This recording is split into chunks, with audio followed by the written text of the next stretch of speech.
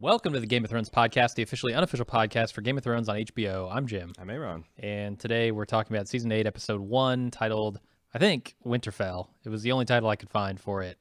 I think it's officially on HBO now. What'd you think of the opener for the final season? A fitting title, I think. Yeah. I mean, it's the quintessential setup episode. We pretty much knew everything that was happening. You just have to wait for everyone else to catch up to where the viewer's at. Mm-hmm. And so, like, it was a thing about reunions and bringing everybody together. And, like, if you didn't have the scenes like a lot of people were like, oh, nothing happened and blah, blah, blah. But if you didn't have the scenes we had, people would be like, what the fuck? Jon and Arya are going to get together and they're not going to have an emotional. So, like, you have to do it. And I think you want to do it. But, like, since the show's been off for like a year and a half, I see some frustration about, like, well, geez, nothing happened. But I thought it was really good. There's a couple things that bothered me the first time I watched it that didn't bother me as much after I thought about it. All right, I think I've maybe talked myself into thinking the showrunners are doing something different. We can fight about that later. Okay. There's a couple things like the Greyjoy stuff, pretty clunky. All the King's Landing stuff, I think was pretty clunky. And they're just to check off a couple of boxes that I don't particularly care about. But overall, yeah, I thought it was pretty good. What about you? Yeah, I mean, I think the abbreviated season is probably going to hurt the storytelling overall. Mm-hmm. And those are some examples, some pretty good ones of just, look, we got to do this stuff and it needs to happen so we can get to the bigger stuff that's going on. And what I think is, the core tension of this season is going to be whether or not the people can come together under Dany. Yeah. Or at least it will be the core tension in Winterfell until this shit hits the fan with the Night King. Yeah. And then we'll see, because like everything they're doing here, they're setting up Jon as the potential true king of Westeros. They're kind of making Dany look like she could be evil with the Tarly stuff. Yeah. They're doing a lot of stuff here that says, is Dany worthy of being the queen? Right. And more importantly, is Dany worthy of having the North follow her instead of Jon? And I think that's the most interesting thing this does, and probably the most important thing. And the only thing that honestly really matters to the end of this story, right? Mm-hmm. I mean, yeah, you're going to have your characters who are going to have their emotional reunions. Some of them will die. Some of them will live. I hope some of them live anyway. It depends on what the Night King does. But ultimately, like, the fate of Westeros and who is going to rule this and what the fate of the people is going to be in general is most important to me, and those are the big questions that they're setting up in this episode. Yeah. And I'm all in. I thought the first episode was great. Yes, they shortcut some stuff, but I really enjoyed it. Okay. Do you want to just get into the episode, or should we? We can. Because there's a couple other things I just want to talk about. Like, one thing, just maybe so you can think about it. What did you think about the Dragonflight sequence on second viewing?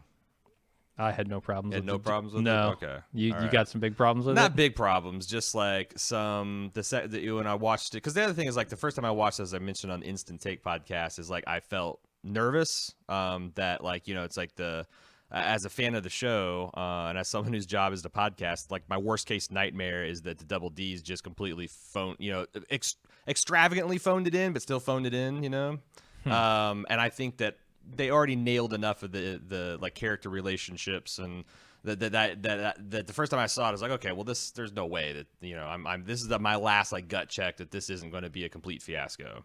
My next nervousness will be on the finale, but after I got over that, I'm like, okay, so yeah, a lot of this stuff flows a lot better. But I got to that stuff like that dragon, the Greyjoy stuff and the dragon stuff. I thought, is it just the dragon stuff? You felt it was unnecessary, or just didn't look right, or what? It's like I thought that Jon riding a dragon would be a bigger moment. That it would be kind of like a rite of some sort of passage, like it would go hand in hand with the knowledge he attained about he himself being a Targaryen, okay. But. It's kind of like Dany's just like she has this nice sports car. It's like flips the keys, like, hey, try it out. And Jon's like, and then he comes back. It's like, oh, it's Super Horse. Yeah. Nah, I mean, it's not terrible. Okay, I get you. And then also when you can't when we're how many seasons with no ghost sighting, and we're doing a 5-minute dragon sequence with souped up waterfall. Like, that's the other thing is I watched. You've really spoiled me for direwolves. Right. It's like I used to think having a pet wolf was kind of cool. Now I got a dragon named after my father I don't know about yet. Woohoo! Right. You know, that's the thing. And then also, yeah, I watched the visual effects kind of like diary they had afterwards, and they're like, oh, we went and spent a ton of money flying to this exotic location. In this frozen wasteland that has a waterfall, and then the Double D's wanted us to add like 3 more waterfalls to it. I'm like, can't fucking put Ghost in here. That's No. it. That's all. That's not a serious gripe about but it's Oh, yeah, it's an honest one. It's an not honest one. cataclysmic, certainly. Okay. Okay, let's get into the episode proper. Let's do it. So before we get into the episode proper, I just wanted to talk about the intro, the new intro. Yeah, Because there's a lot of shit in there that some of it I'm kind of surprised is in there. Yeah. Do you want to go beat by beat through sure. this thing? So we start off with, the astrolabe and the rings that we're all used to, but they're different now. Very different. They're wooden, not the gold that we saw in previous seasons. We get an image of a dragon blasting down a wall. I think it's a wall. It could be a castle of some kind, but the image is very, very reminiscent of what we saw last season when the wall came down. Yeah. So I think that's what they're depicting. I saw a pretty cleaned up version of it, and the figure that's riding atop the dragon is like the skeletal kind of gaunt. It looks like the Night King. Okay. So I think it's definitely suggesting of the Night King destroying the wall. Right. And then we, in that same, right after that, they kind of go through the hole that's now in the wall, and we see sort of the Night King's advance. We see the tiles flipping over and becoming sort of winter tiles instead of just, the regular wooden tiles they were before. Right. Leading all the way to Last Hearth, which is sitting on, interestingly, a spiral-type mountain, which I thought was fitting given what we saw happen there this episode. So you can see that the intro is going to have a little bit of maybe foreshadowing in it, some stuff to really analyze, which brings me to the next part, which is Winterfell. And we see the Weirwood and the Godswood. We see the Great Hall, and we see the crypts. And we kind of fly through all of those. And I don't think there's anything like super interesting in there, unless I missed something. Well, there was a lot of emphasis on a tree, and there always is, the Godswoods of course. Winterfell. And, it's just a note that the last time we saw kind of like the Night King attack a fortification with protected by a Weirwood, there was like some kind of magical barrier around it. And I've read some speculation where people wonder whether you're going to find out that Winterfell has some sort of like, that Godswood has some kind of similar protection to it. I mean, I think it's more of like the power of the Three-Eyed Crow, Three-Eyed Raven, and all of the other Green Seers in that one ancient sacred cave. But that's a possibility. And I saw an interview on The Ringer. Ben B sent me this link, which I'll put in the show notes, where they interviewed the people, and they said that this was kind of the map that they wanted to do in season 1. We had like they always wanted to have the tiles like flipping over to show advancing armies and like territories controlling and castles, but they just never had the time and budget. So like when they were ordered to redo this, it's like, fuck yeah, all the tricks that we wanted to do. And also they're like, you had so many, they always wanted to make the castles more clockwork and intricate, but because they had to go to so many different locations to integrate people in the plot, you never had time. Now that everything's kind of just shrinking down, they had the time to like go through the crypts of Winterfell and go through the dungeons of King's Landing. I don't think they should sell themselves too short though, because the old intro was pretty rad too. It won a few awards. Yeah, it's probably I can't think of a 2-minute long intro that's not been fast forwarded through more than this one. So. Right, and you don't want to fast forward through this next part because we get back to that ring on the astrolabe, and we see an image of the Night King on the right, holding up a wolf's head, lions on the left, and in the center we see what looks like a wolf's body in like a Stark type cape, riddled with arrows and swords and hanging. I would suggest that what you're calling the Night King is actually a flayed man, which is the sigil for House Bolton. I think so. Yeah. So you've got the Lannisters, the Boltons, and then the Freys representing the Twin Towers and the bridge. I think that's just a suggest. I mean, it's a red wedding metaphor, is what I think it is. Really, seems a little late to be doing a red wedding thing, but honestly, okay. Let's keep going. Let's stick with the astrolabe because as cool as I think this is, it's a little head scratchy for me. Yeah.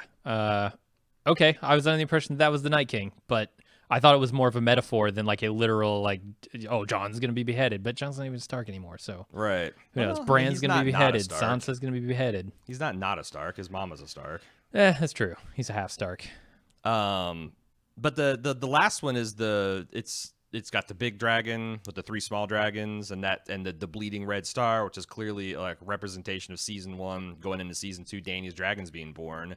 Mm-hmm. So the old astrolabe showed the fall of a house, the rise and fall of House Targaryen in historical order. Okay. This seems to be showing historical events from the show's own canon, but in like reverse historical order. Yeah, that's weird. And do you have any clue why they would do it that way? No, but I bet any weird time fuckery is going to be tied to Bran. See, I was wondering if this is, I mean, this is very tinfoily, but like, is it possible that they are trying to suggest that there is going to be some kind of Doctor Who timey-wimey bullshit afoot? I don't know. And I'm saying bullshit because that's the thing, is like, there's crazy theories out there about like maybe Bran is actually the Night King, went back in time and blah blah. Mm-hmm. And like that sounds stupid, but you can make anything cool. Like the basic plot of Terminator sounds really stupid. You got to encase a robot in meat so you can send it back in time to kill the human resist. It's like what? But it's a cool movie, and I think they could make about anything cool. It's just I don't know. But again, we're speculating on time travel based on the fact that they played these events backwards in the thing. So right, who knows? And then also King's Landing is shown. We get a couple of views. We get the Red Keep with the full map courtyard, which I thought was awesome. Yeah. Callback to last season. Also, did you notice that there's, I don't know if this is foreshadowing or what, but in the basement of King's Landing, there is one of those ballistas cocked and loaded and pointed right towards a dragon skull. Presumably Drogon being the biggest, yeah. Yeah. So I thought that was, I mean, that stuff is things that I would all believe to be in the dungeon. Like, we know that there's the old Targaryen skulls down there, and there's probably, even though Qyburn just invented them last season, maybe they got some old relic ballistas down there. But I thought it was the way it's lined up, like you're looking down the gun barrel, was suggestive. And then of course there's the throne room with the Lannister house sigil above the throne, which is the current state of that throne room. Who knows if it'll remain that? It seems likely that that either there's going to be banners rising and falling towards the end of the season as a finale, or potentially the throne transform is what I'm hoping for. Oh yeah? Yeah. In what way? Like I said, I see a future turn into ice? No, like because the Iron Throne was a symbol of Aegon's conquest and power, so like I feel like even if Dany's going to keep a strict monarchy, or Jon, that you would want some other symbol that would presumably transform that would show the transformation of Westeros and the peoples in it, and how everyone came together. I don't know. Like sitting on a bunch of melted swords is a little bit too bellicose of an ending, I think, for the Dream of Spring. Sure, I'm with you. All right, now let's get into the episode proper. Okay. We get a boy climbing a tree outside Winterfell to watch the arrival of Jon and Dany and their army. Dany gets a bit of a cold reception, but feels pretty good about herself when her dragons fly over and scare the crap out of the townspeople. Afterward, Dany's introduced to Sansa. Bran tells them they have no time to waste because the Night King has the dragon and he's breached the wall. A lot of stuff happens here, and this is, clearly with this kid running through and climbing the tree, a callback to season 1. Oh, yeah. And there are a lot of them in this episode. This being the first, because it's the first scene. I mean, this is just, like it starts with the kids, but it's like, a king and a queen coming to Winterfell with their retinue, just like, Robert and Cersei. There's the obvious similarity of Arya pretending to be a soldier, dressed up like a pretend soldier, and skulking around out. And now she actually is a soldier. So that's all pretty cool. I also thought that, like, when they keep on talking about how they've come back with the world's largest army and 2 full-grown dragons, but the first, knowing that Jon is a Targaryen, that also applies to Jon and Dany too. So, like, it's not just the mother of dragons. You also have the weird incestual nephew of dragons. All right. But I thought that's got to be intentional wordplay. That everyone says that we got 2 mature, full-grown dragons who probably have tried to have sex with each other. But I like that. And I also like to see the different emotions that wash over Arya's face, like her obvious happiness of seeing Jon and the kind of really frowny face she's got for Sandor, and then Gendry gets like a shy kind of smile. Unfortunate that the first words of this season were yet another dumb eunuch joke from Tyrion. Yeah.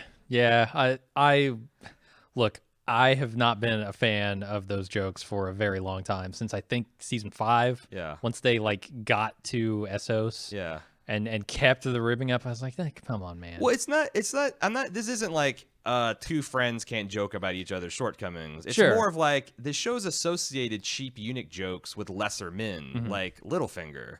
And like Sansa, I used to think Tyrion one of the cleverest men alive, and damn, like even the show's like, come on. Yeah, I can't tell if they're intentionally like saying, okay, we went maybe a little overboard with this stuff in the other season, but then there are other ways to point that out without actually doing it again. It could be I wanted those elephants, like a nod to the fan, but we'll see if there's more ballless jokes to come. God, I hope not. My prediction is this is the last episode with jokes in it. Okay, because shit's gonna get real here very soon. Of course it won't be, but I love.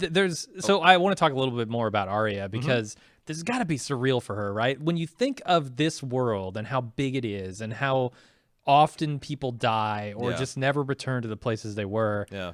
Having kind of all of Arya's friends and family come home at the same time is just like this really strange thing. Or at least it would be for me if I were standing there going down the line saying, oh, there's my brother. I'm looking forward to this. Oh, there's Sandor. I thought he was dead. Oh shit! There's Gendry. I never thought I'd see him again. Right. But plus, this is on the back of her dad trying to smuggle her out with the Night's Watch and get her back to home. Her almost getting to River Run just in time for the Red Wedding. Her going to the gates of her aunts and these close misses. Yeah. And finding out she's dead and the hysterical laughter. It's like every single time she has thought that she has been here before, it's been like Charlie Brown in the football yanked away from her. So like that all these years of history build up to make these and they didn't have to like.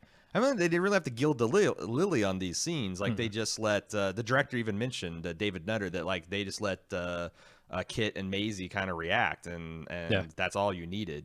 Not much in the way of direction and dialogue. Just these two people who had not worked with each other for like 6-7 seasons. Put them on screen and film them. And I appreciated the fanfare here too. I thought it was an appropriate amount. You know, this is a big event. All the forces are arraying here in Winterfell. And we as an audience want to feel that, you know, we're back for the first time in a year and a half. Yeah. The show's been off the air for a long time. It's the final season. Yeah. And I felt it, you know, I was engrossed by this scene. I also was scoring a little bit more closely on subsequent watches about, who is more incivil to whom in these things, because like it's, there's hostility on all sides and Jon's trying to be the peacemaker.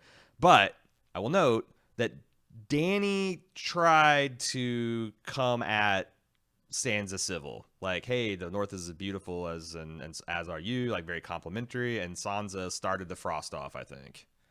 This is after Dany smirked as her dragon scared the shit out of the Winterfellians. That's yes. I don't think that's a good look for Dany, but I also don't think Sansa saw it, and Sansa seemed kind of like, that's the thing is like, I think not so secretly, Sansa's happy the dragons are here because that was her reaction. She sees it in her smile, like, oh yeah, like, you'd rather have, it's like stealth bombers showing up. I'd rather have them than not. So, but I feel like Sansa's playing politics because she's right, or Jon's right. She is angling to make sure her family is safe after all this is said and done. Seems kind of crazy to me, but this shit is really important to these people, and it's really important for Sansa to never put herself under some other person's power that she doesn't 100% trust ever again. Yeah, I think everybody's angle here is really good. You know, I mean, whether or not Dany's going to be another Mad King is a question that's still up in the air. And so for us, even as an audience, to be asking the same questions as Sansa is, as, Sam is, that's important. And I enjoy it. So then, as you say, Bran kind of focuses everybody up and says, because they start, there's this kind of smug off, and Bran kind of comes up there. So we don't have time for any of this. The Night King has your dragon. The walls fall, and the dead march south. And I think this is interesting in light of Bran then later choosing to set off a succession war between Jon and Dany. Like, like we don't have time for this, but why would he say to Sam that Jon needs to know right now? Like, yeah, it must be important to the end game somehow. Yeah, and how could that be? Because so a lot of people have speculated about whether or not Bran can see the future, and I think at the very least he can see the near future because he's waiting for Jaime, where he knows Jaime will be showing up. Right. Which is another odd thing. If we don't have time for anything, we have this omniscient being who sits in the courtyard waiting for Jaime. There's a couple loose connections on the circuit board here, is all I'm saying. Sure. I think Bran can only do so much. You know, his power is more about seeing, not doing. And so he can kind of see what's going to happen. And in a lot of instances, like, he's just got to wait for Jaime to get there. I will say this, that maybe I think everyone's skeptical kind of now of Bran, but I really hope that Bran has a way to, like, demonstrate utmost reliability to people like Tyrion, because otherwise, if Tyrion never, like, has a long conversation with Bran, it's going to feel very weird, because I feel like that's like Tyrion craves information. He's an analytical thinker. Bran has nothing but information. He's like, a Google search. Those two people should get together and strategize and plan, and it would be odd if they don't. So I'm counting down the episodes until they have a powwow, because if they don't, unless Tyrion's dead, or I guess Bran dies. Yeah. On the other hand, what I really don't want to see from Bran is him going around proving his powers to everyone. Yeah. Like, one at a time. Yeah. I don't need the sit down where, Tyrion says, "Oh, how do I know that what you're saying is true?" And he proves that. And then he could go to Dany. "How do I know what you're saying is true?" Yeah. I don't think they're going to do that because they don't have time and they know it. The other question I have before is, I felt like the moment, and I felt like this last season too, when Dany's reaction to the death of one of her children was fairly muted. There is no reaction at all to Bran dropping the knowledge that not only is the dragon dead, it's been turned into a zombie dragon. Like, that moment did not allow. Like, I don't know what I was expecting, but I guess I felt like that moment should have breathed a little bit more. Yeah, I mean, I think I think this moment is weird for Dany, because there's this kid who she doesn't know at all telling her a thing about her dragon that she may or may not believe. Like, why is she going to believe what Bran says? But he's telling her a terrible thing, right? That she's both horrified at the sound of, but also unsure whether or not to believe. I think in that moment, right? But I feel like that should be spoken. Like, I thought it was on her face, but it was a very short. Why? What is he? How do you know this? But like, or Jon. Everyone acted like this was just kind of like neutral information or old news or something like that, and I thought it was a weird choice. I'll give you that. It doesn't quite play, I think, how I would want it to, but yeah, especially then because it's close. Like, it seems like there's a lot of statements here that, like, focus everyone's resolve towards the actual task at hand, and then the next scene immediately bleeds that tension off, because we go from here, this kind of apocalyptic scenario outlined by Bran, right into bitching about how we're going to feed this world's largest army. Yeah, let's talk about that. Sansa sends Lord Umber back to Last Hearth with a bunch of wagons to fetch his people. Lady Mormont questions Jon's decision to relinquish his kingship to Dany. And Jon's defense is that he brought a powerful ally to protect the North. And then Sansa worries about how they're going to feed the new troops. And Dany, very smug in this scene. Like, I get that, she's being essentially shit on here, like saying, "Look, we don't want you as our queen," in no such terms, but very obviously that's the feeling. But man, she comes across as really fucking smug with that final line. Yeah. And this is good to me, because I think what they're really trying to do here is put that question to the test. Does she deserve to be the queen? Is she going to go the Mad King route? And how do people feel about her being the queen, and what's going to change their mind? Right. Because right now, there's not a lot to change their mind. Yeah. Other than the danger that's approaching, and these people haven't really seen it yet. Jon certainly has seen it, but he's kind of the only one, other than Dany. I thought it was interesting because in the off season I read George Martin's Targaryen biography or history book, Fire and Blood, and it seemed like it was a recurring theme that the Targaryens had difficulties with the Northern lords and ladies, that they tend to be pig-headed and Stubborn as goats, exactly. And it seems like the Targaryens that were willing to put up with that and swallow the shit, and even though it made them angry and drove them crazy, would eventually earn the Northerners' respects. The ones that kind of like all fire and blood were some of the worst Targaryens. So I think this is obviously a kind of a litmus test. Just as it was important for Jon to be able to stitch the wildlings and the North together, it's going to be that important for Dany to, through some kind of action, probably some kind of heroic sacrifice or show of leadership or something, weld all of these disparate armies together, and so that they're going to be jointly following her. It's going to be tricky with Jon's claim to the throne to navigate as well. Yeah, we'll talk more about that when we get to that scene. But I thought everyone defended themselves pretty well. Oh yeah, yeah. Jon's statements make a lot of sense here. Yeah, and it's what he's been saying all along. He's never changed his tune. Right. So then we go over to Gendry unloading the Dragonglass, Tyrion reuniting with Sansa, and he's showing his respect for her. However, Sansa's respect is a little diminished for him by his belief that Cersei is going to honor her word. She used to think him one of the most clever men she's ever met. We talked a little bit about this in the different preview podcasts, but what's your thought on the idea that Cersei and Tyrion have some kind of secret understanding? It's not necessarily an outright betrayal of Dany, but like we didn't get to hear the full. I mean, I think it's obvious we didn't get to hear the full story because they cut away, cut away in mid conversation. Right? But do you think that there is a possibility, because he does look kind of guilty and hangdog, but there's a lot of reasons for him to have that demeanor talking to this particular woman. Oh yeah. I mean, there's a lot of reasons for him to have that look not talking to this woman. You add Sansa into the mix, and there are tons of reasons. But I mean, he could just be feeling like, oh shit, yeah, you're right. Maybe I shouldn't be so quick to trust my sister. I mean, honestly, as he was saying it, like, look, I think the deal is Cersei's got a reason to live and a reason that she wants to survive. And Sansa's like, well, then she's going to pull all of her armies around like a ring around her and fuck everyone else. Yeah. Like, that's the thing that, Tyrion's, it's been a long time since we've seen season 2, season 3 Tyrion. Oh yeah. I think we need to see a return to that kind of Tyrion. I don't know that we're going to. Man, I hope so. I hope he has I hope he's got a good moment of leadership or intellect or cunning or something, because if not, why is he alive?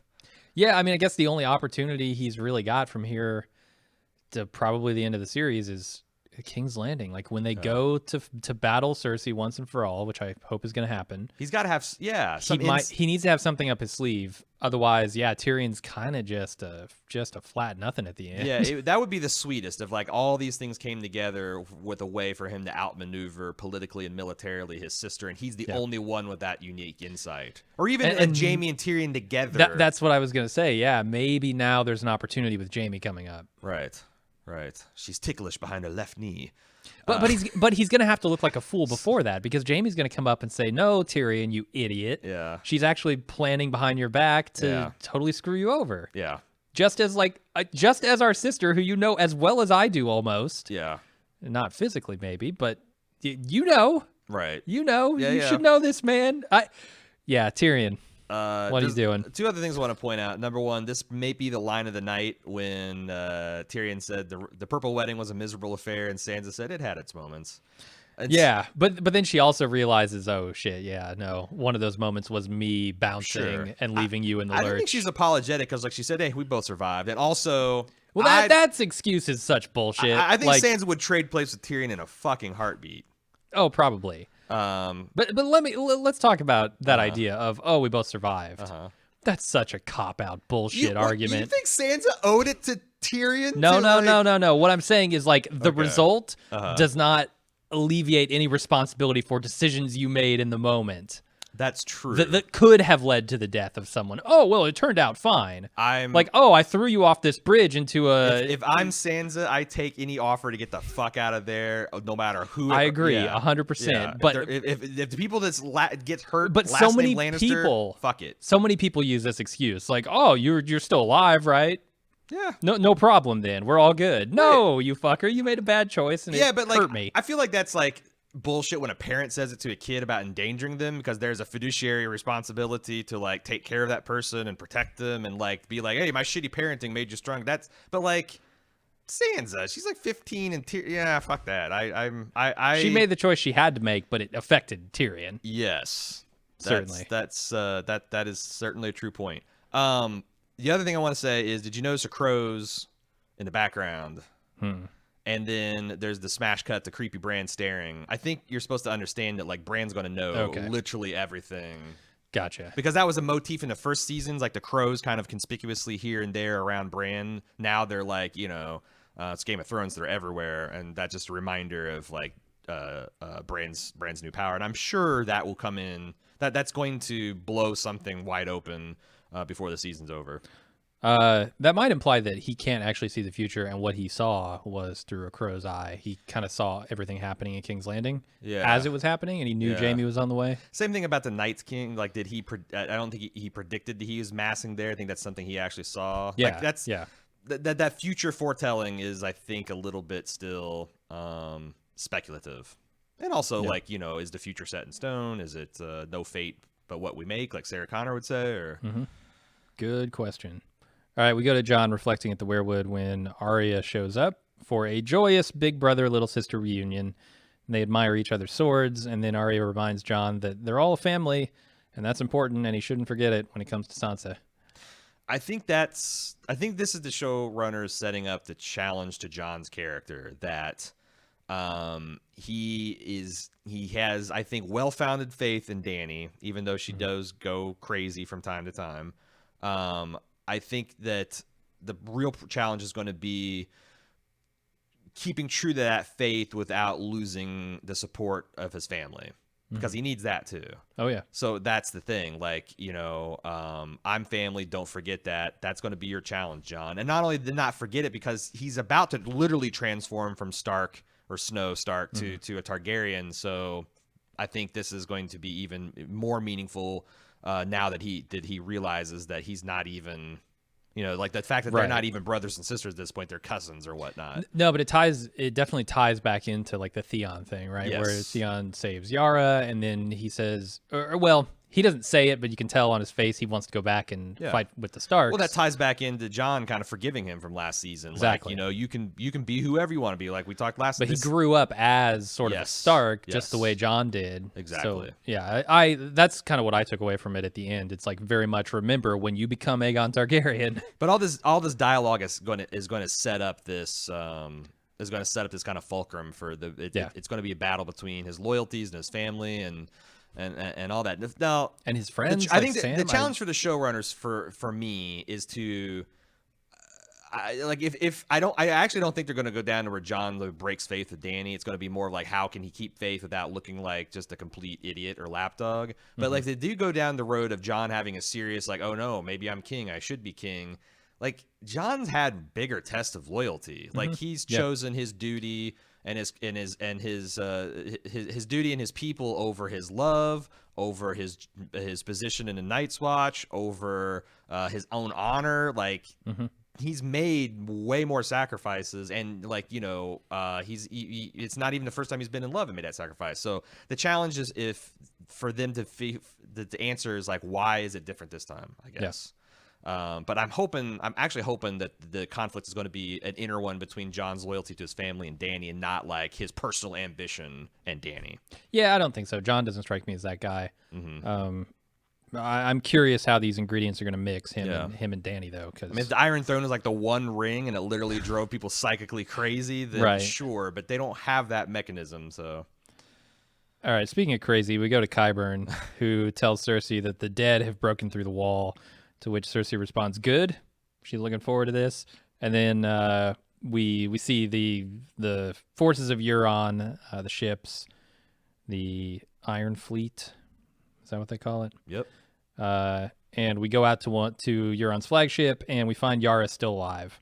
And Euron tells her he's gonna go fuck the queen, and he appreciates the conversation she has not been supplying him with, because he's got a crew full of mutes. Did we know that as show watchers? I don't think so. Okay, I thought that was a book only thing so far. Yeah. But I do these spoiler casts, so I don't know anymore. Right. Yeah. No, the lore behind that is that Euron rips the tongues out of everyone that serves him on his crew. For I don't know. Book Euron is like this horrifying pirate warlock guy that's dabbling in black magic and all this other shit. This version is such a bizarre decoloring of that character. I'm not a big Greyjoy fan. Obviously, I haven't hid that bias. But like, if you are a Greyjoy fan, it must be really annoying to have this version of Euron come to the screen. Like, as someone he's who such doesn't, an afterthought. as someone who doesn't read the books, I kind of like this version of Euron. He's like really? the physical embodiment of arrogance, and it's not a subtle character, Right. but it is one that mixes interestingly with other ingredients in the show. Yeah, he's like in the show, he's just an experience junkie. Like, you know, Right. He's wanting to fight and he's wanting to. I mean, fuck he's gonna and- do the craziest shit until he dies, Right. and then, you know, that's his plan. right. And I guess I'm okay with that. Now, they haven't used him super effectively, I don't think. There haven't been those interesting interactions other than like with Jaime. But even that was cut short. So I don't know. I don't mind Euron. So anything on Yara being alive? Yara's alive. Yara's alive, and I my only question thought is, I she wonder was. if we'll ever see her again after the scene that we see her again next time. I don't know. The scene where they part definitely feels like a final meeting of Theon and Yara to me anyway. So we may not see her again. Anyway, Cersei takes an audience with Euron and the leader of the Golden Company, Captain Harry Strickland, apparently, which is maybe the worst possible name to throw into this show at this point. Yeah. Worse than Dickon? Maybe I mean, Strickland is just so fucking. It sounds like he's out of a detective novel. This is a terrible name for this universe. It's like having somebody named Tom Smith in Star Wars. Yeah. It makes no sense Darth to me. But Smith, Captain Harry Strickland of the Golden Company. What? Are you sure he's not in an accounting firm on Right. Community? yeah, if he was with the Iron Bank, maybe. Right. But it's interesting because he shares this name of the commander in the books, because there is an actual commander of the Golden Company. Yeah. But he is nothing like his book depiction. No, what's he like in the book? He's the old guy. He's like old and portly and balding, and this guy is very like he looks like Jaime Lannister's season 1 stunt double. Okay. Right. Yeah. Like you could totally like Harrison Ford. You know, when he poses with his stunt double, and it's like, oh, it's Harrison Ford until you get to the face. Like, oh, that's not Harrison Ford. Yeah. That's what the guy looks like. I agree. And he doesn't have elephants. He doesn't, which is super disappointing both to Cersei and I think us as an audience. We have 17 waterfalls in the north, but no elephants, no direwolves. As a show only watcher, what sense does this scene make with the elephants? I know. I think this is literally just a wink to book readers, and like the show, and maybe the show watchers know that, so it's kind of like, oh, I'm missing out on the books, or I don't know. I mean, I know that because we do this podcast, but I wouldn't know that if we didn't, and I think it would be weird to be like, elephant. Why is she so concerned about elephants? Yeah, but I don't know. Do you think it's still fine to do fan service every once in a while? Yeah, it is odd though. There's been a couple. I think they've done that before, but I felt like it's not been as fourth wall breaking. Right. You know, where they'll mention something that's just like a detail that's just in passing that like a book reader would be like, oh, rustle my jimmies. But for show, it's the difference between name checking a location that a book reader would be familiar with, whereas that's just world building to a show watcher. I don't know what's the significance of like, oh, I'm going to Hardhome. I don't know where. Wait till I get there. Book reader's like, oh, I know Hardhome. Right. It's weird because this is like making a real drawing a big circle and putting a big flashing light on it. Like if you're, like you said, if you're a show watcher, you feel left out, right? Yeah. So. Yeah, because we knew nothing of these elephants. Not the greatest wink to the show to the book readers. So Euron basically invites himself into Cersei's bed, which actually manages to just barely he barely arrogance his way in, which I guess is the key to Cersei's heart. Just be as arrogant as humanly possible. It's a little beggy and whiny.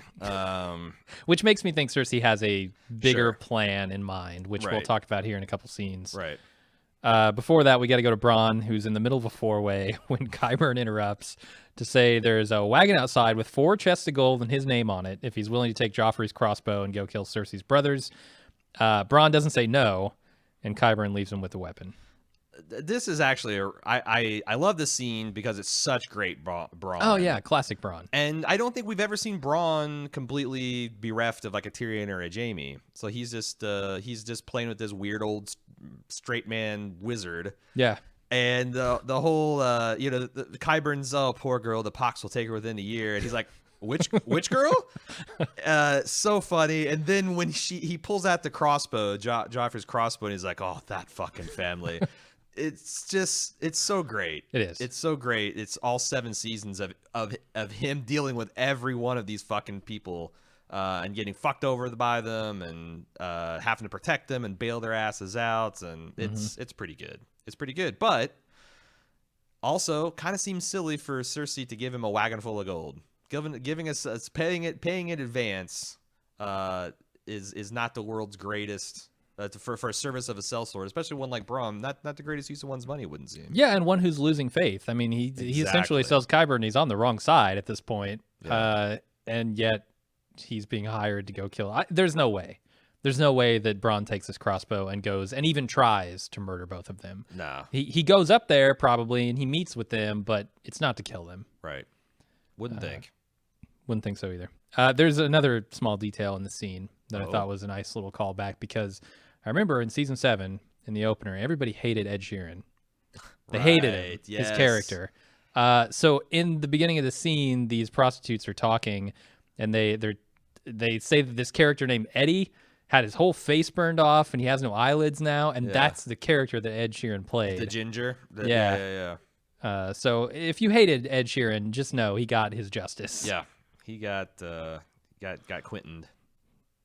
So after they have sex, Euron tries to figure out how he stacks up to Cersei's other lovers. Cersei's attracted to his arrogance. And before he leaves, he tells her he's going to put a prince in her belly, which puts some kind of expression on her face. How are you reading this scene? So this seems like she is gearing up to do the same scam on Euron that she did on Robert all these many years. That Jaime would get her with child, as they would say, and then she would seduce Robert, and then no one would be the wiser. So Yeah. I think what we're seeing now that I know the context of this is kind of like this laugh at like yet another foolish man that I'm taking advantage of, and literally cucking them. like this is like the cuckoo. She's like laying an egg in another man's nest, and he's gonna take care of it. But then like also realizing that this is probably like unlike the other time where this is just a joke that her and Jaime are pulling over on Robert. Like this is all her alone, and she might never see Jaime again. That's where the laugh turns into like a sob.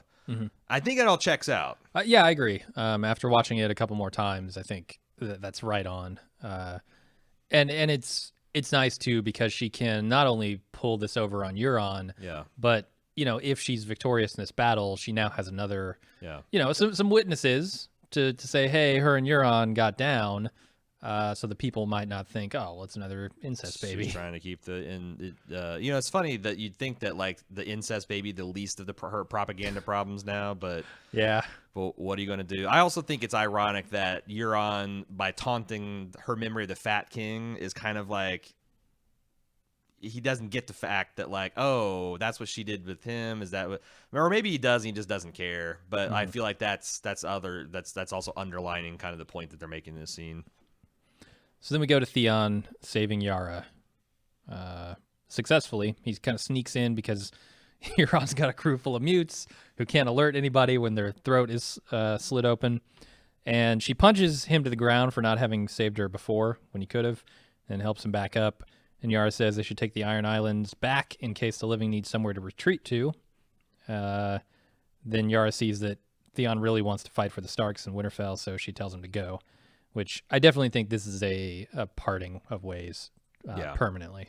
Yeah, it doesn't feel like she'd come back from this. Maybe she'll be like in a finale in some kind of throne room celebration type of scene. Well, I really think like the thing that nobody is thinking about here is that the White Walkers don't have to cross water. They've got a fucking dragon. It's true. You just fly out to the Iron Island and blast. Right. They don't know it, so they can't be blamed for not thinking about it. But the Iron Islands aren't safe. That's interesting. Yeah. Because there's I was going to talk about I wrote these books in the off season about the religions and cultures of Westeros, and in my research I found in the World of Ice and Fire there's this maester who makes this observation that weirwoods never grew on the Iron Islands because they need a certain quality of soil, and it was too poor for them to take purchase, and consequently there's no evidence of the Children of Forest ever journeying to the Iron Islands too. There's like evidence of this weird kind of ancient precursor civilization that I talk a little bit about in the books, but I was thinking that this is interesting because Yara actually probably has a right of it. Without the dragon, I wonder if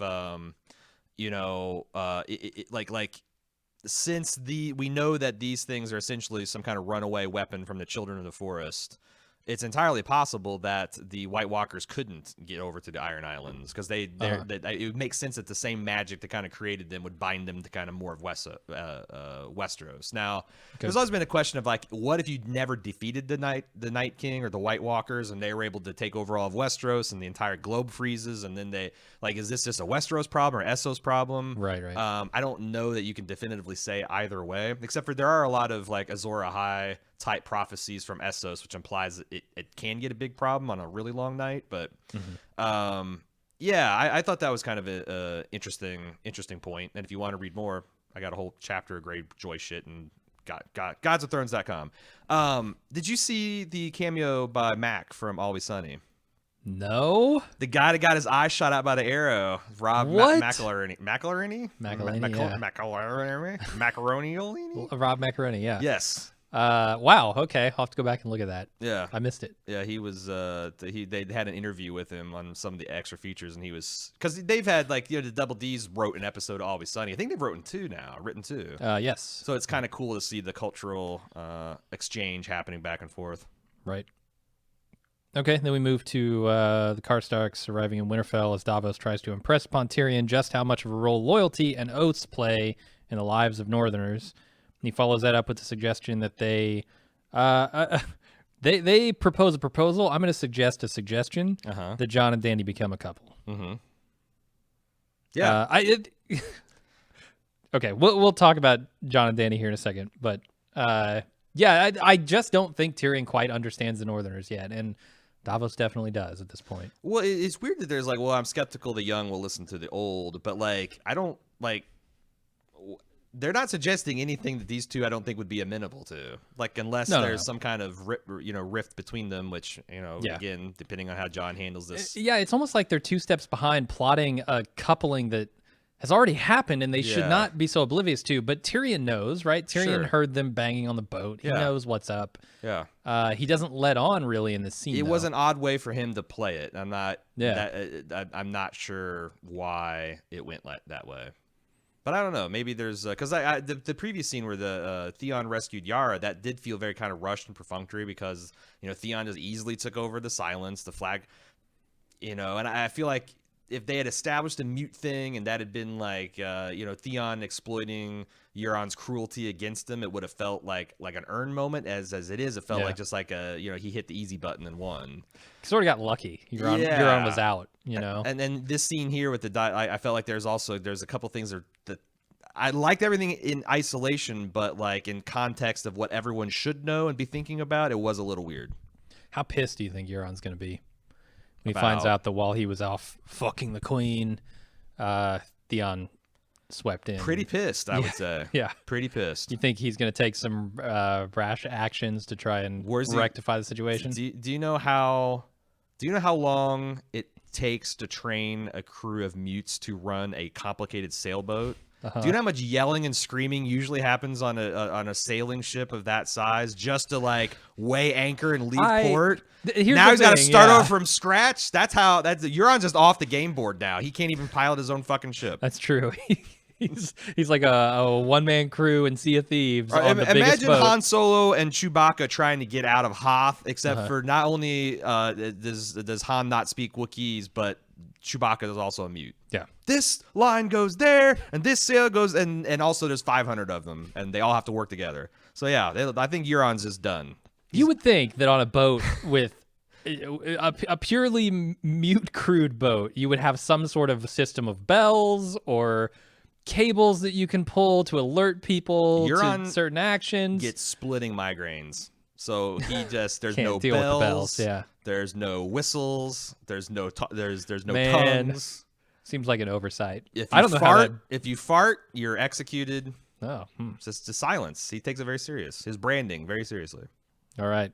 So let's move on to Dany finding out that her dragons aren't eating because they don't like the North. So before we go to the rest of the scene, I just wanted her to finish this fucking sentence because she says they're talking about Sansa and how, you know, she's not totally on board with her yet. And she says, I am her queen. If she can't respect me, ... And she Right. gets interrupted. And I want her to finish that fucking sentence. That's the most important Then I want to sentence in feed her this to my entire dragons. episode. Yeah. Exactly. That'll perk them right up. Once they've Exactly. had a northern princess lady, they'll that What do their they appetite eat? going. Whatever I feed them, Sansa. So watch your mouth. Yeah, that's a very important sentence, and she does not finish it. I also thought like they don't like the North. Like that felt like a mom out of touch for why her teenagers are moody.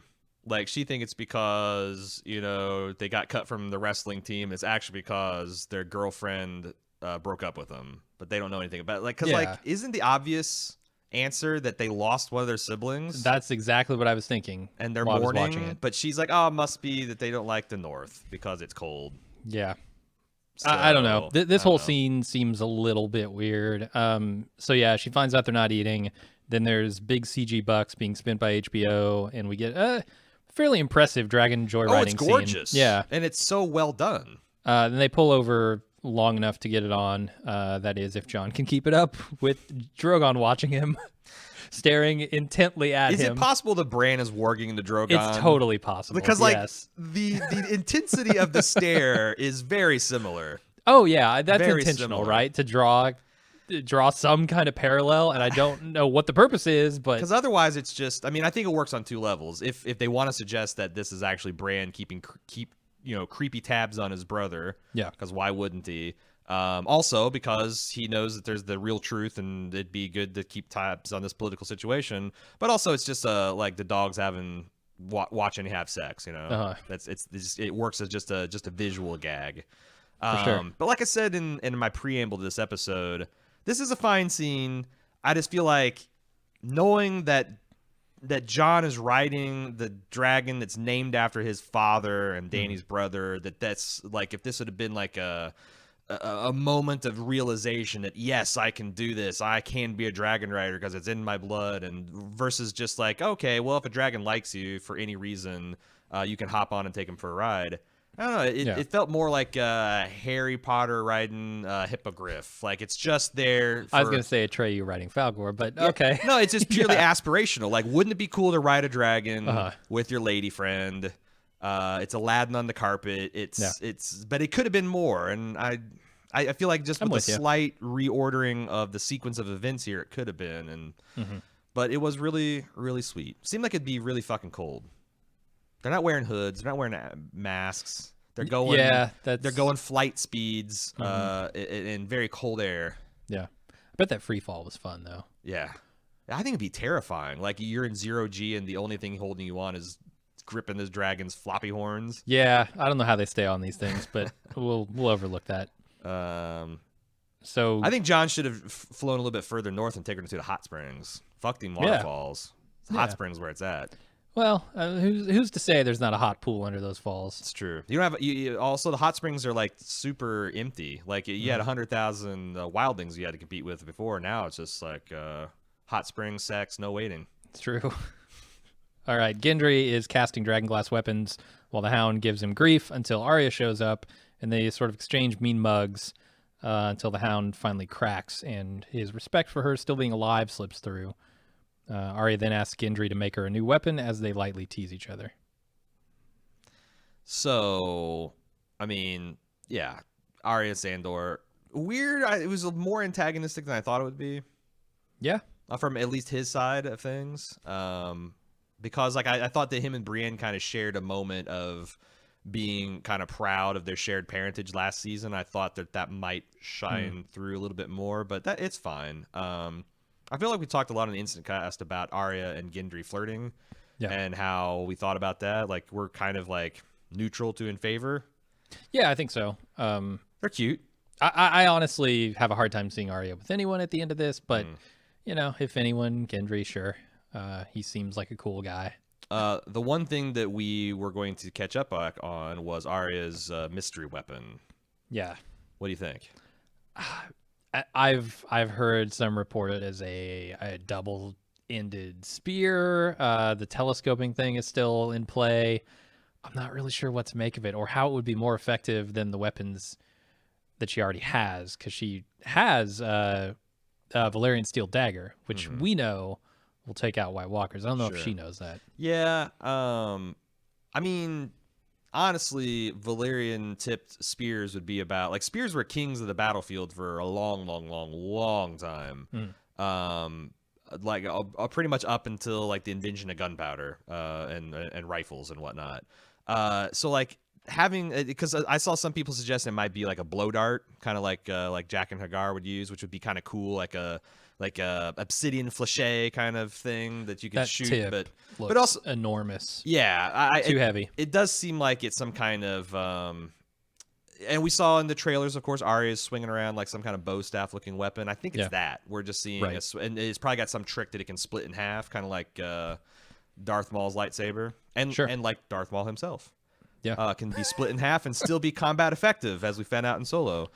So I think it's I don't think it's going to be like any kind of magical super weapon beyond just dragon glass tipped spear that can transform into probably 2 daggers with crazy long handles. Yeah. And you know, that's other things, like you know, like I just think it's a reach problem. It's like when why would you fight zombies hand to hand with like a dagger? You need a little bit more reach. So that's what it's gonna give her.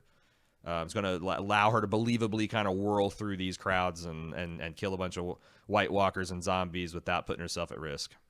Yeah, makes sense. All right, then we go to Sansa delivering Jon the news that the Glovers are not coming to support them at Winterfell. Jon's pissed at Glover, but Sansa's pissed at Jon for abandoning his crown. So Jon makes the case for why his title doesn't matter, and Dany is their only chance to save the North. And Sansa asks him whether he bent the knee to save the North or because he loves Dany.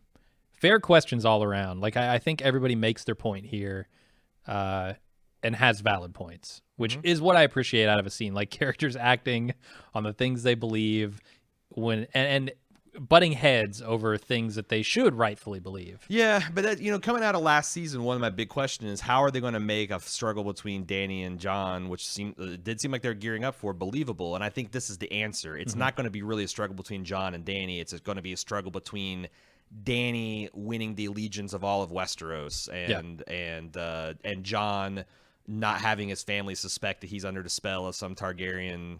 Yeah, there's bad blood on both sides. Like, you know, next week, you know, Jaime meeting Dany's going to be high comedy, I'm sure, as the Kingslayer, as the murderer of his father. But like, there's a lot of fucked up shit because, you know, her father murdered their grandfather and uncle and started off the whole Robert's Rebellion. Nobody's innocent here. Yeah, there's if people start adding up tallies and bills and trying to sort that out, the Night King just wins. So the tension's going to be, again, Jon and Dany trying to convince everyone to be altruistic. And honestly, I think this is a test of Dany's character too.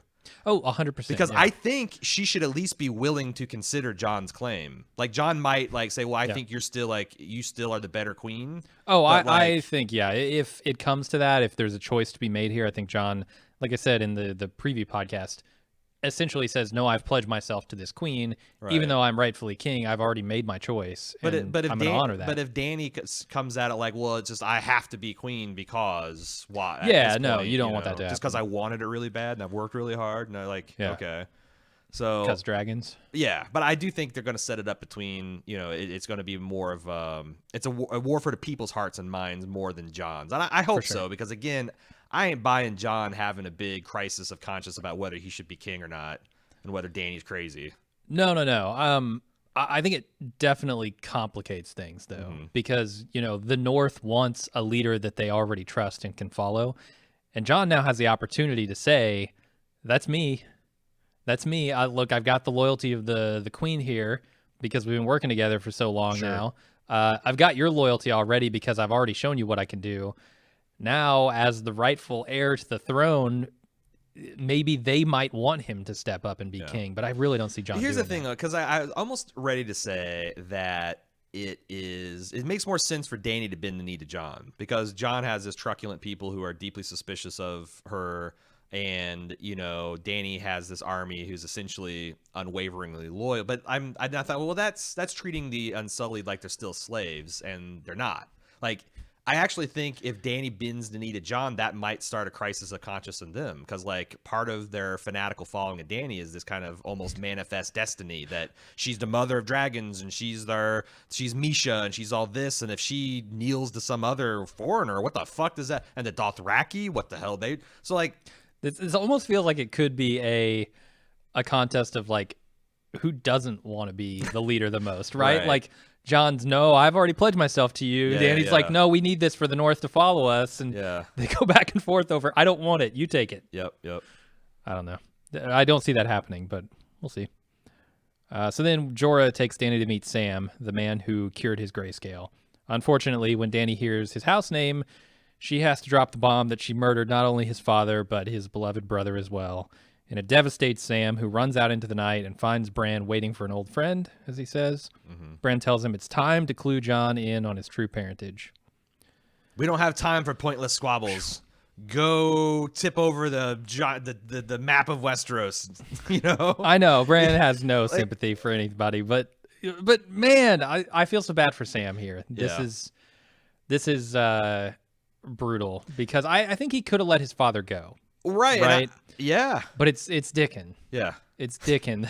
I gotta say his name. It's Dickon. It's Dickon who dicking him over. Really is sticking with him here. Can't get over the Dickon. He just he's gonna be sad that his father's dead. But not as sad as he is that his brother's dead, because his brother didn't hate him. I thought John Bradley did a great job here. Oh hell yeah! Because as I was watching it, and knowing what was coming and seeing him react to the death of his father, I'm like, I'm actually not sure how Sam would react. It's kind of like I feel like I'm a good friend of his, but like, who knows how you'd react to the death of your father. Yeah. And I felt like it just felt real. And then you knew also, as soon as he started saying, well, at least I'll be welcome home, that like, the look on Dany, like it's also, I thought Emilia Clarke did a pretty good job of playing this like very awkward.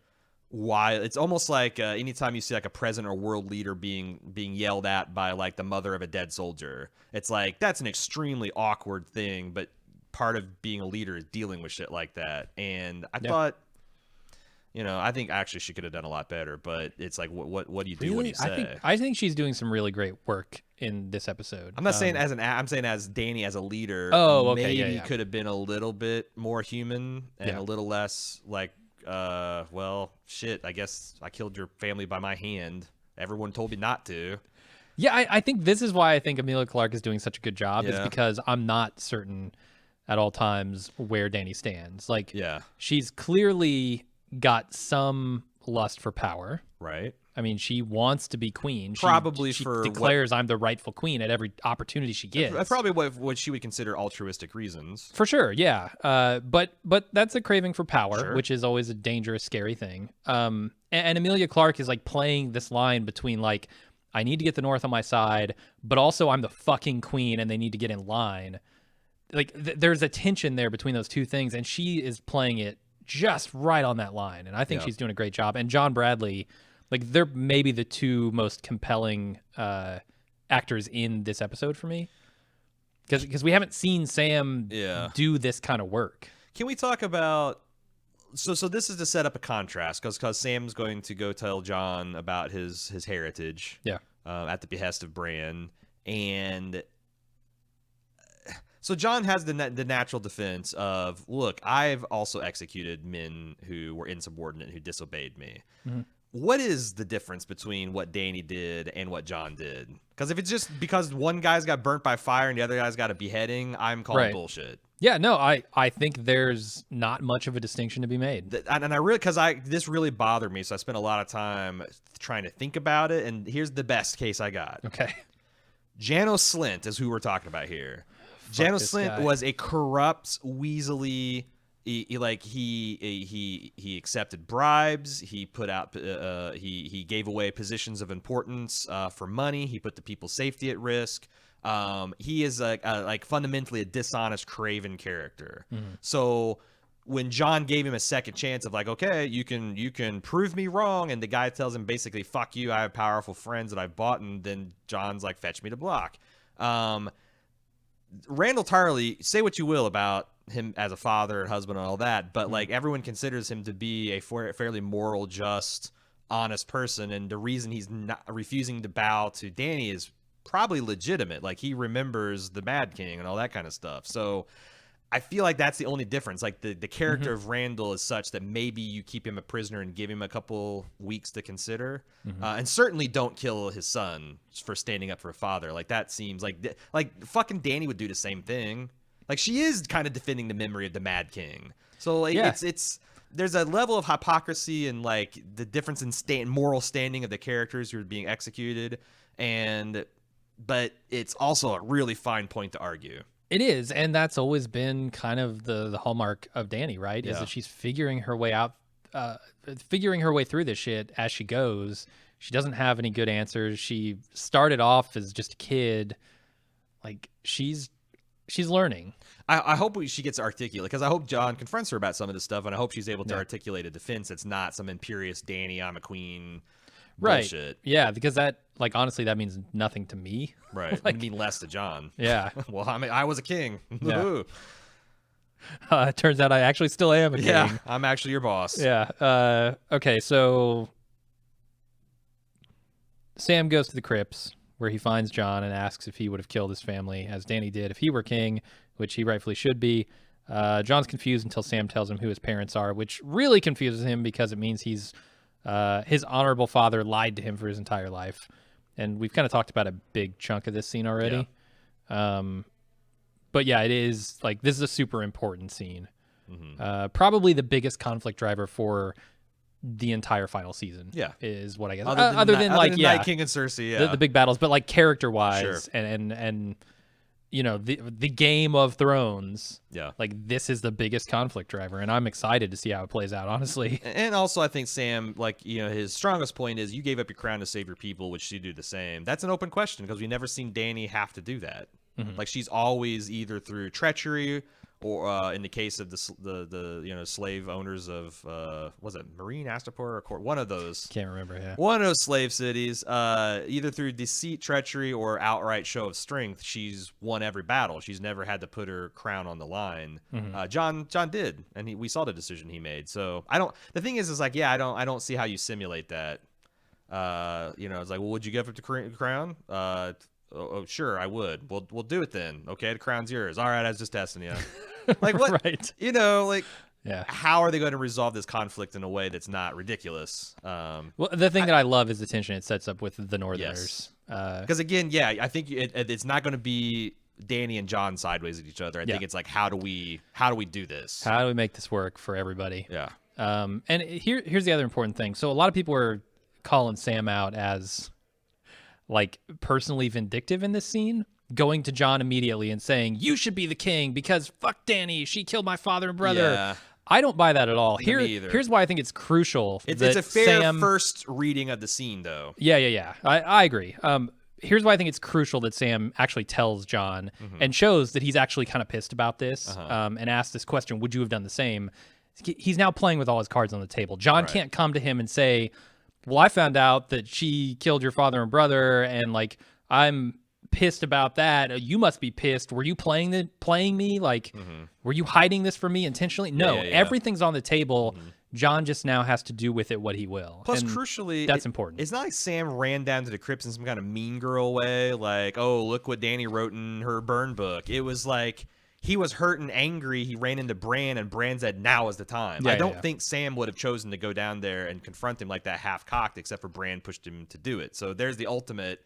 It wasn't Sam's idea. Like, I think Sam would have kept on. The reason he was hiding from John correctly deduced it, is because he isn't good at keeping secrets, and he's got a big one from John, so he's avoiding him. I think he would have just continued to do that. So, I don't think Sam's got a duplicious bone in his body. I'm with you. All right, so we go to Beric and Tormund skulking around Last Hearth until they run into Dolorous Edd. Dolorous? I don't know how to pronounce it. Who shows them what he's found, which is a grisly message from the Night King.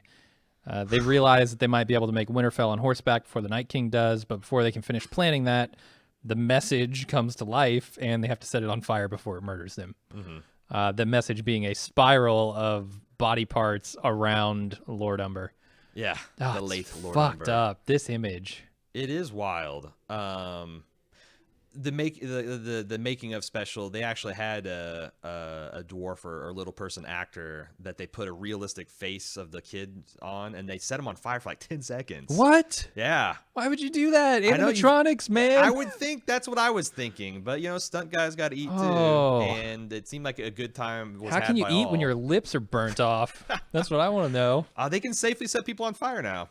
Apparently, they've had this technology for years, but for sure, yeah. it still doesn't seem safe. I was thinking because they have this guy hung up, and they're okay on 1, 2, 3, you're gonna light Beric's blade, and then 1, 2, 3, he's going to touch you with it, and on 3 you stab him, and then we're gonna count to 10 and then put you out. So the guy goes on fire, and you just hear the director screaming 1, 2, and I'm thinking, yeah, like if you're inside that suit burning, it's got to feel like the longest 10 seconds. But they interviewed the guys like, actually, I saw like the barest flicks of red through my viewport or whatever. It's when they put me out, the first thing I asked was like, did I catch did fire? You get it? Yeah. So I guess that's how good the technology works. Wow, damn. But it looked horrifying. Yeah.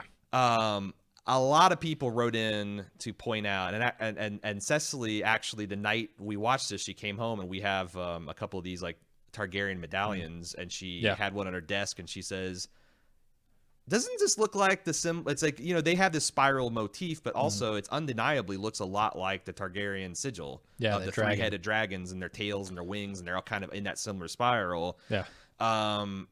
It's tough to say because the White Walkers do this spiral stuff. We saw that in the caves of Dragonstone. We've seen them do this with body parts before. Is this actually, though, a message aimed at like the mother of dragons? Like, we're coming for you, Mrs. Targaryen. We've never really known what that message has meant, even from the beginning. The spiral is sort of enigmatic. So maybe, but I don't know. It was grisly. It was one of the more straight up horror house things we've seen in this show. For sure.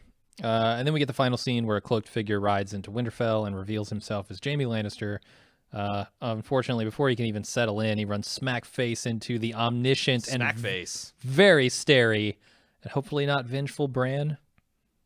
No, I hope he's vengeful. I want to put Jaime through the ringer. I want everyone to remember. James no way he threw this cute kid out the window. We are definitely not going to get a holding a grudge scene with Bran and Jaime. Jaime might be terrified that that's the case, or at least a little bit nervous, but Bran doesn't care anymore. I don't know. Why would he be out there waiting for him otherwise? Clearly, in my mind, there's something important for Jaime to do. It's also possible that Bran knows that if he just wanders into camp and is apprehended by Dany, that things could go poorly. Since this is the Kingslayer, and we know which king he slayed. So I'm wondering if they're wanting us to think that this is going to be some kind of grudge match, but I wonder if it's more of I want to intercept you so that we can do this properly. Because sometimes I know we just talked about how there's very little direct evidence that Bran can foresee the future. Yeah. But there is a little bit of me that thinks that maybe he's like a Doctor Strange kind of I've seen 14 million possibilities and we only win in one. And he's like maneuvering all these weird plays that seem like it's making things worse, or they're a distraction from the actual wars at hand, is actually him navigating the timeline or what the sequence of events to directly oppose the Night King and bring all these things together. It would be super sick and satisfying if that is a point we realize organically 2, 3, 4 episodes from now. Well, there's so, in our world, there's this idea that history repeats itself, right? I've heard that. So it could be that Bran can't see the future, but he can see the past so clearly that he can... The patterns are so clear. Right, the patterns are all stacking up in the same way, and he's able to sort of push things in a direction that might have averted the previous disasters. Yeah. Or the things that have gone wrong in the past. So, yeah, I mean, maybe it's not exactly as clear as I see the future.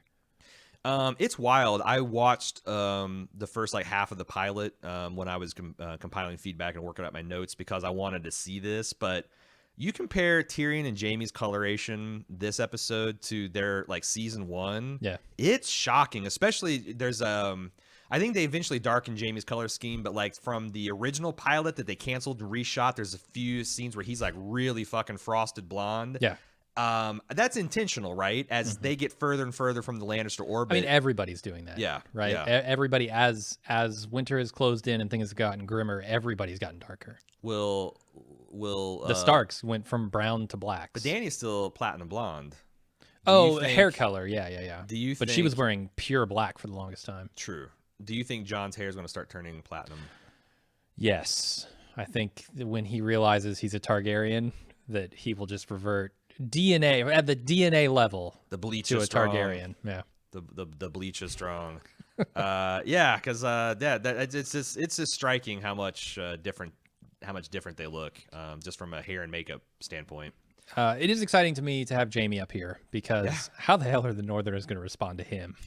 Or everyone. If you didn't need another wrinkle, here's another fucking wrinkle. There's multiple reasons all these people have to hate him, and only maybe Brienne. Well, definitely Brienne. He's going to come up here. He's going to make Tyrion look like a fool, who's an advisor to Dany, right? Because he's going to drop the bomb that Cersei's not coming up here to help you. Where are the rest of you, brother? Right. Yeah. So nothing is good for this whole scenario. This, I expect episode 2 to be a real banger when it comes to figuring out their shit in Winterfell. Yeah. There are going to be arguments on all sides. Blood might be shed. I don't know, because we got to get to some kind of understanding before the Night King gets there, and we're fucked. And we're on a definite clock with that because, as Tormund said, they're halfway between the last Hearth and Winterfell, so that's not a lot of time. Yeah, you think old Beric could be the determining factor in Winterfell with his fire sword? I don't know. His potential. It's the thing is it seems like it's really crucial that they give that warning, but I don't. It makes sense for them to think that, but I actually think from a purely kind of omniscient narrator, I don't standpoint, it doesn't matter. Yeah. Because they know that the wall's been breached and the dead's advancing, so maybe they don't know if it's tomorrow, the next day, but I would have to assume that they've got scouts and outriders, and they're they'll know pretty much on, they... and they're also just on a war footing. As soon as we can go to war, we're going to go to war. So I don't know what the warning would give them other than, the exact date and time, which I guess that's valuable. Yeah. But all right, that's it. That's it for the episode. We have feedback. We do? We have so much feedback. I'm going to read a small fraction of the feedback we get. Okay. Which is still a healthy amount, as you'll see. You can send this feedback to GameOfThrones@baldmove.com. If we didn't read your email, it's because we got a bunch of them. Also, we have a bunch that I've saved for the spoiler edition that comes out this Friday. So you still have time to get it in for that. Plus, we already have a good amount of feedback for that one, too. Anyway, GameOfThrones@baldmove.com. Or you can talk to your fellow fans on the forums at forums.baldmove.com. Here we go. Melanie. Since the Lord of Light seems to allow people to be brought back to life in what feels like a very calculated way, I believe something was mentioned about Beric Dondarrion must have some unfinished business if the Lord of Light was keeping him alive. Do you think that once their role is completed, and she's referring to Beric and Jon Snow here, those brought back by the Lord of Light will drop dead the way the Whites drop dead, respectively, when their personal White Walker is defeated? Good question. I don't know the answer. It doesn't seem like Jon has changed much, but Could be the Lord of Light just keeping him going. I mean, I don't think there's much direct evidence that you can say either way. Martin himself has said that he thinks that like Jon and Beric, well, Beric for sure, maybe, and yeah, no, Well, okay, so Thoros is dead, right? no, Thoros is alive. Wait, he might have died. Did he die last season? I think he died at the end of last Okay, season. okay, yeah. When they were up in the north. Right. And Beric's still kicking. Mm-hmm. Thoros is the guy who brought him back, right? True, but she's saying like if their purpose is fulfilled, would they cease to be animated? And I guess I was trying to say like so my point was that George says that they're like these are all whites. You got fire whites and you got ice whites. So the question you got to ask is, does the mechanism of them differ? You know, because the one thing you also that are different between the two types of whites is it seems like the ice whites are largely mindless. They don't have any will that kind of animates themselves. And it's not finishing their purpose that drops them dead. Right, it's just the Night King leader beckons. of them being Like killed, they can literally sit there for hundreds of years in a frozen tundra and then erupt out of the ground when they need to, when the Night King calls them. Whereas Jon obviously has a will and intelligence of his own. So they're very different. Yeah. I don't know how to even speculate on it. I would guess that like if their purpose was fulfilled, they wouldn't just like be cut like marionette strings, but that would be pretty metal. Jon jumps in a Superman stab and gets the Night King, and then he just crumples to the ground. Or if they just outright win and him and Dany are rejoicing, and then he just crumples to the ground. Like they go to the waterfall, and that'd be pretty fucking metal though. All right, Karen. Someone asked how they count time in the Game of Thrones realm. You discussed where the year starting point would be, but I started thinking about what is a year on this planet. A year is how long our Earth takes to orbit our sun, but who knows the size of their planet or their sun or their orbit. So when all these characters are seemingly so young in the books, perhaps it just takes longer to get around the sun. Also, something is off with this planet in that winter only comes once in 1,000 years. So why do they call it winter then? Do they not have seasons? I know we've talked about this. Yes. But I still couldn't answer this question. Because So the show does not give a shit. from George's mouth that there is no astrophysical reason that these seasons are wonky. It's a magical reason. So the Maesters can count years based on how many times, because they can, through celestial observations, et cetera, they have ways to count their years. And that's like, like for example, Arya and Bran are multiple years old, yet they're summer children. They've never known a winter before this one. Yeah. So there's lots of theories about why this is like this. Like maybe there's one idea that I've seen and like is that before the White Walkers were invented by the children, it could be that the Planetos, their seasons are relatively normal, and creating these kind of like these characters out of this ice magic imbalanced it. And then when they were vanquished, then you had these really long summers, and when they're active, you have these really long winters. But winter doesn't come once in 1,000 years; it comes semi-regularly every couple of years. To like, there's been like I think a 15-year summer. It's one of the record long summers going into Game of Thrones. So they happen, and they're shorter, longer, but they're not the cataclysmic things that happen every few thousand years when the White Walkers return. But it's all, like, according to Martin, it's all magic. There's no astrophysical reason for the seasons to be the way they are. Moving on to Casey L. I've been getting some thought about Dany's Season 5 comment about breaking the wheel, which was revisited again by Tyrion in Season 7. I don't think the quote definitely means that she wants to do away with an inherited monarchy. If that's the case, then it's a direct opposition to all the other stuff she's been saying throughout the show's run. Most recent of which is that she was saying to Jon during the first meeting on Dragonstone, "I was born to rule the Seven Kingdoms, and I will." She doesn't want to get rid of the monarchy. She wants to get rid of the feudal system in Westeros, which is clear when you listen to the full quote. Lannister, Targaryen, Baratheon, Stark, Tyrell, they're just spokes on the wheel. This one's on top, then that one. On and on it spins, crushing those on the ground. I'm not going to stop the wheel. I'm going to break the wheel.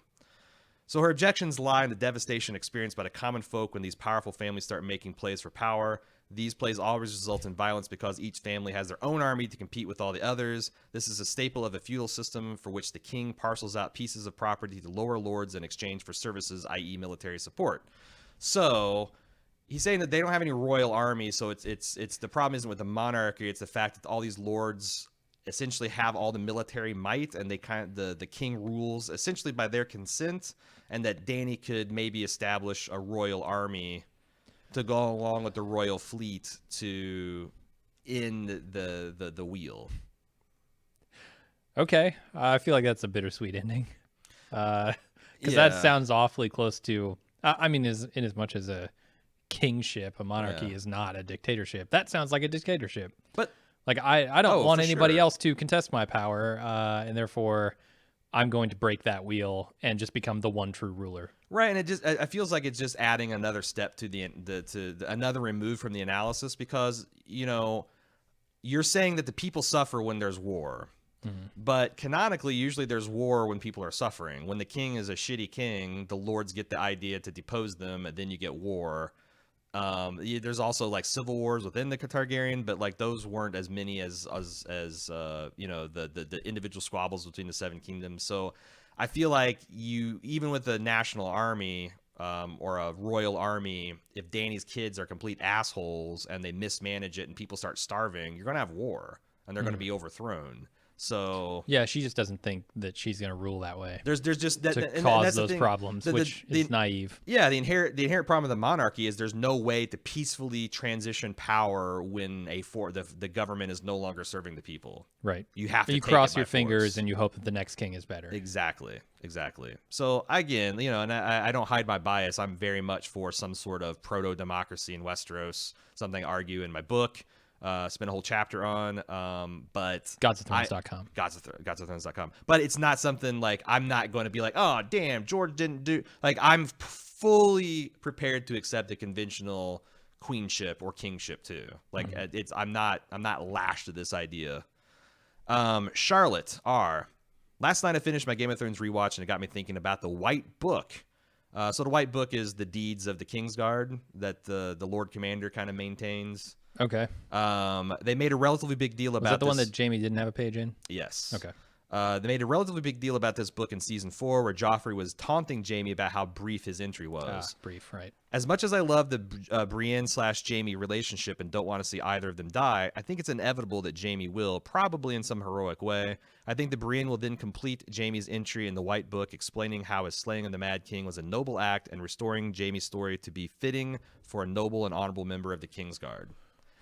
Okay. I don't have much commentary other than I think that's a great idea. Yeah. Like, unlike the proto-democracy, I am officially married to this idea. No, I like that because, in as much as Brienne, I had this theory like, okay, Brienne fittingly should end up with Jaime because she was made fun of and she, now gets the most handsome man in all of Westeros. It would kind of almost make sense for her to want to rectify Jaime's reputation in that book, I think, because her reputation was so shitty for a long time. Yeah, and I can just see the scene. Like I talked about in the preview podcast, like it'd be cool if Dany had an all-female Queensguard, and like if you had to guess, Brienne would probably be the lady commander, and just her, turning to the book and Jaime, he's the last Lord Commander, and you look at his entry and it's bullshit, Barristan propaganda. I could see her definitely filling out and adding context, and that would be pretty cool. It'd also give like that epic kind of like Lord of the Rings feeling when Frodo is finishing the red book and handing it to Sam to write the next chapter. Like the idea that this is actually not made up, but it's real history. I like everything about that, Charlotte. Got to make it happen, Double D's. Yeah. Reshoots. You got 5 weeks. You got 5 weeks. Time, yeah. Get on it. Jesse K. Why would the Iron Bank loan any Westerosi any money at this point? It seems like they should all be broke or nearly broke by now. Their fleets and cities keep getting destroyed. No one has any idea who's going to sit on an Iron Throne. The Iron Bank is set up to be this, ironclad institution, but it doesn't make much sense for them to loan to Stannis, and it doesn't make much sense for them to loan to Cersei. Where do they get all their cash if they're making these risky loans? Cersei's entire grip on power at this point is dependent on this one plot element. Yeah, I mean, you're not wrong with that last statement. I mean, the Lannisters have a reputation. They always pay their debts, right? This isn't just something they say. It's something that has happened. And we saw Cersei repay the debt.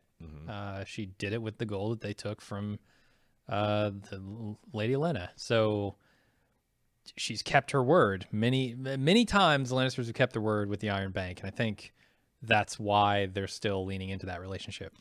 Yeah, and like in real life, if you look at the stock market, you look at money indexes, the biggest returns are not in very safe, stable, developed countries that have very well established transitions of power. They're all in developing nations where there is conflict and strife, because that's where the biggest risk is. That's where the biggest opportunity.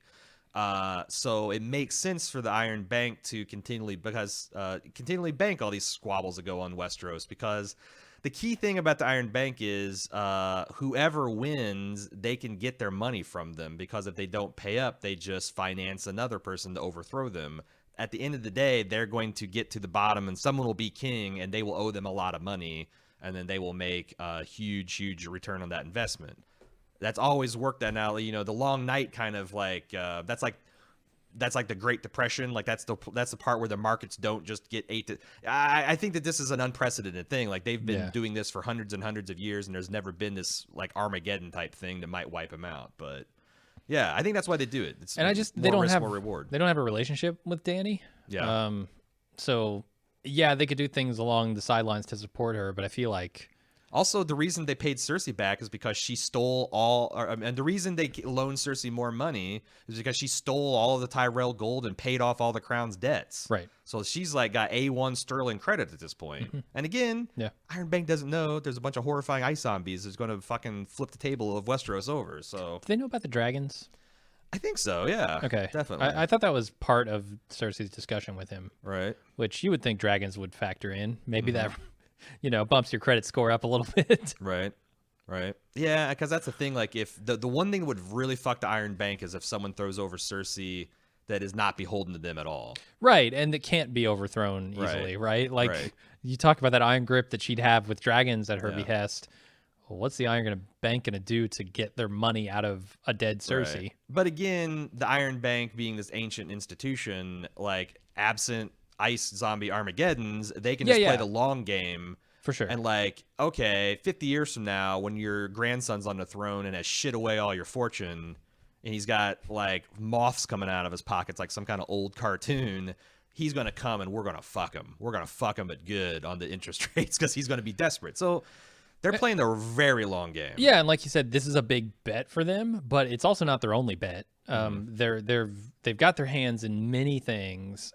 This is just one of them, and it has a potential to pay off huge, but it won't bankrupt them if it doesn't. Right. So, this is an opportunity for them, and if this opportunity doesn't pan out, they'll find opportunities elsewhere in Dany's new organization that she sets up. And real life institutions over leverage themselves and fail all the time. That's true. They could just be making a mistake. in our living memory, a international financial crisis where that just happened. So it could be that Iron Bank is just over leveraged and going to fuck himself. Too big to fail, though. When Dany gets power, she'll have to bail out the Iron Bank. Right. Hopefully the dragons will shit gold. But all right. Letterbuck 2006 says, what do you think would be the most heartbreaking character in Game of Thrones to have to kill another character who has turned into a white?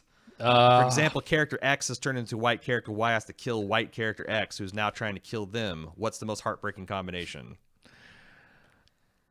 I feel like Sam is like number one on my list if he turns into a white. Really? And Jon has to kill him. Ooh. I'd feel real bad about that. I think Jon Arya, either way, it's pretty bad. Yeah, that's super bad. Yeah. Hodor, I've heard a lot of people saying like seeing Hodor coming about on the battlefield would be pretty rough, but only for a very small amount of people. Yeah, Bran, obviously. Bran would be rough. Like any of the Stark kids, I think. Yeah, they grew up with him. Yeah, but like Brienne is just like, well, it's just a unusually portly and huge zombie coming at me. Right. Is this the giants they talk about? They're not so big. Exactly. Right. All right. James H. As weird as it would feel to see Arya get in a romantic relationship with anyone, I feel like it'd be a nice narrative moment if the Stark-Baratheon marriage Bobby B proposed with Ned between Sansa and Joffrey in Season 1 is eventually fulfilled by Arya and Gendry. You have a daughter, I have a son, we'll join our houses. Still works. Yeah, no, that's another kind of like nod to Season 1. If they did get together, it would be... Now, I can't see a way that would actually unite the realm and some sort of peace. No, unless like Sansa, Jon, Dany, they're all dead. They're all dead, right. And you're looking for like the Lady of the North and some kind of Son of the South to kind of come together. But it is a nice little And it's a nice little narrative rhyme. I like it. Andrew S., you guys mentioned that the Hound was on Arya's hit list, but when she played the game of lies, she kept telling Jaqen that she hated Clegane, and he kept on hitting her, saying that it was a lie. Yeah. Two separate things. Arya can still have the Hound on her list and be in denial about her hatred of him. Like, that would actually be more tragic, the fact that she kills him and she doesn't even have, like, that same grudge anymore. I don't know. I think they could use that to show us, like, Arya's mental state. Like, Arya forgiving and moving past and realizing that Sandor is damaged in the exact same way that she's damaged, and look at how that's changed her. Like, that would be a hopeful place, if she survives, to end with her character, because that implies that she can regain her humanity. Does it invalidate the whole list? If she doesn't check every single name off this list, do you think she has to check any of them off? If you die before you finish your bucket list, is it the bucket list invalid? But she's not dead. No, but I'm saying, like, is like the concept of a list invalidated if you don't get to all the things, or if you change your mind about your priorities or something? I don't know. Narratively, maybe. Yeah. But my life is, maybe in retrospect a narrative, but not. The other thing is interesting is that, like, Yoren gave her the concept of this name that you say like a prayer for your bedtimes, that she kind of adopted as, like, that's a sick psychopath thing that she learned from that particular mentor. And it's kind of that's kind of Arya's religion, especially with the faceless spin and all that kind of stuff. I think it would be interesting for her to find a new faith. There's just several examples of characters in the books, like Tyrion is, a person that has no faith, but then he finds faith in Dany. Sandor is a person that doesn't have any faith, but then he finds faith in not the Lord of the Light, the simple faith of the people that are worshiping the Seven. Yeah. There's lots of those instances of redemption, of not maybe like purely religious faith, but like just faith in themselves, faith in humanity. And I think that would be a nice little sign that she's going to be okay. Jeremy N., we've been trained throughout the course of the show to care about the logistics of provisioning armies, but perhaps we shouldn't be so worried this time. If Dany's armies lose, everyone dies anyway, but if they win and defeat the others, won't they break the magic causing the winter and bring an early spring, allowing them to start planting much sooner than expected? Perhaps, yeah. That's one possibility, the fallout of killing the Night King. But I don't know, the show is clearly at least mildly concerned with it. So yeah. Maybe it will be an issue. I don't think that logistics have been a really important part of this show for several seasons. And also, why bring it up? Like, if it's not a concern, is it just to appease some faction of the audience that is concerned about this sort of thing? I think it's just letting Sansa play the political game, which is why it feels a little kind of like weak and out of place, because it's... So she's less concerned about how we're going to feed these new armies and more concerned about, like, getting the jab in. Like, yeah, she's trying to get hand in this relationship. You should have told me about this, and this is kind of fucked up. Yeah, like, I didn't I guess I'll set out a plate, but I really only made enough roast beef for the family. Kind of pretty petty and shitty. No, it's super passive aggressive, but that's kind of politics, right? Like getting like individual emotional and position and leverage advantages over people. But I don't know. You also got, like, Dany's army is, like, superhumanly, like, I feel like the Unsullied would fight for like 2 weeks without losing any of their effectiveness, and they just keel over dead from starvation. You know, like they can, like, you've got an army that can kind of like they'd cut their nipples off and eat them. Yeah, or like I mean that would be fucking pretty grim. But like if you're talking about this, like, cannibalism is kind of a thing in the winter in the north. Like, I don't know how brutal they're going to get, but like if you're fighting to not be extinct, like, it's probably not too much to ask to butcher every fourth man to keep fighting. Like, I mean, if they're just going to become whites anyway. If nothing else, Bran has 2 perfectly succulent legs that he's not even losing, or he's not even using. Jamie's got another hand. Let's take that. He's got another hand. Like, he can't. His left one. What's he going to do with that anyway? He's no good with a sword. Yeah, you only need Tyrion's head. His rest of his body's not that great in a fight. His cock, maybe. His cock. So keep that around. Stitch his cock to his neck, and then you. So there's ways to economize this and not be complete inhuman brutes about it. Fair. Okay. Edward R. I'd love to hear your thoughts on Cersei paying Bronn to go away. My guess is that she pays him to leave to either A, kill her brothers, which would be a bonus to her underlying the real reason to do it, which is B, get Bronn away from her so he can't betray her. Because there's no way Bronn kills either Jaime or Tyrion, right? I'm with you on that last thing. Is Cersei self-aware enough, or not self-aware, but is Cersei aware enough of the relationship between Jaime and Bronn to really think it's a problem? Yeah, no, I think she's... You think so?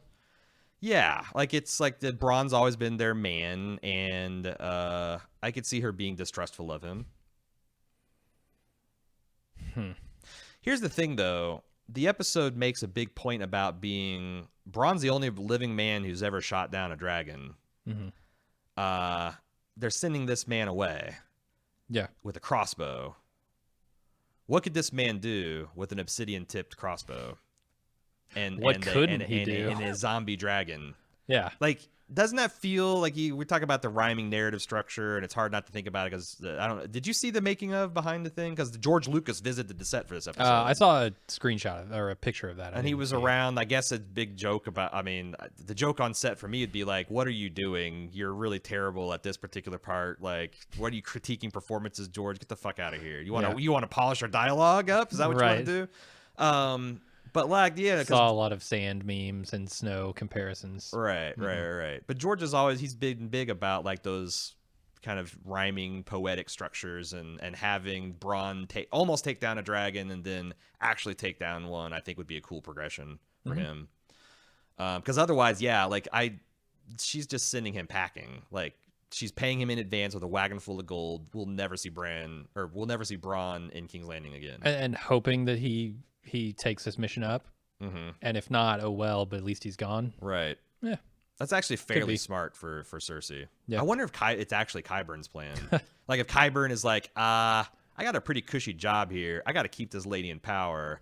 He's like the real power behind the throne. Could be. Anyway, also Edward wanted to know our percentage of likelihood that Cersei now has a UTI after messing around with Euron.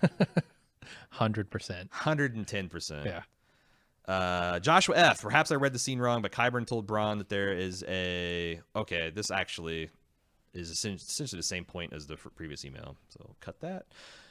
Mage Dude. What are the odds that Cersei will go full Mad Queen and blow up King's Landing if she loses out on the war? It's not zero. I could see Cersei doing that. What means does she have of doing that? That's what I'm thinking. Like, unless the wildfire's gone, yeah, unless they've been restocking. I bet they have more. I don't think she used the entire supply to blow up the Sept, but they have used a lot of it. I mean, they used the battle of the Blackwater. Yeah, and then Cersei blown up the Sept.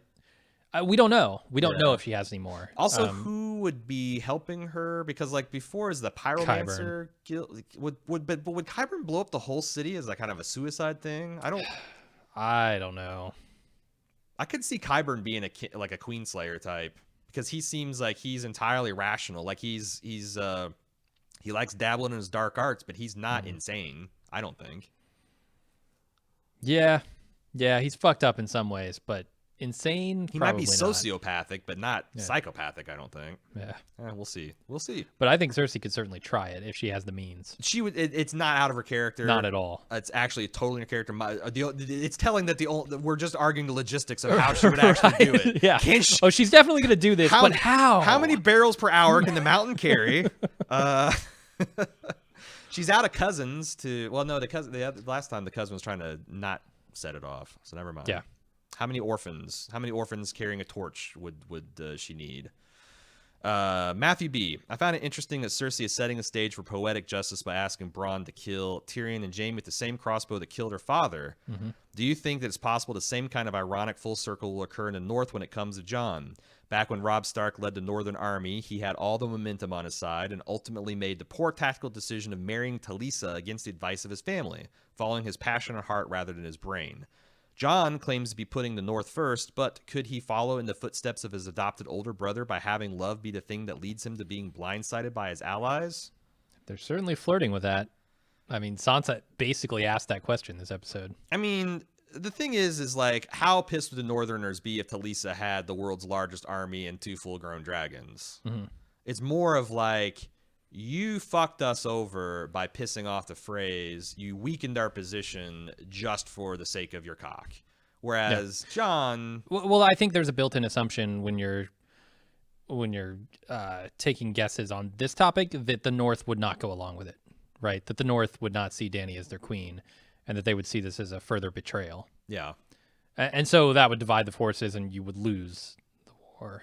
but it's I think that's the assumption that's sort of built in. but like Robb did something where he took he not only didn't bring anything to the table, he took things off the table. Oh yeah, I agree. Whereas Jon's like not really taking anything off the table except for the North. But he might take the North. Well, yeah. but he might take the North's forces. Like Yeah. Their support. Yeah. Which might be enough to turn that battle. I was just trying to do analog it or to try to make a 1-to-1 analogy between him and Robb, but I don't know. I don't think there's enough time, honestly, to do that much complicated fucking around. Because that would take us an episode or two to sell, I would think. And then what? The North is just going to kill Jon, like betray and kill Jon?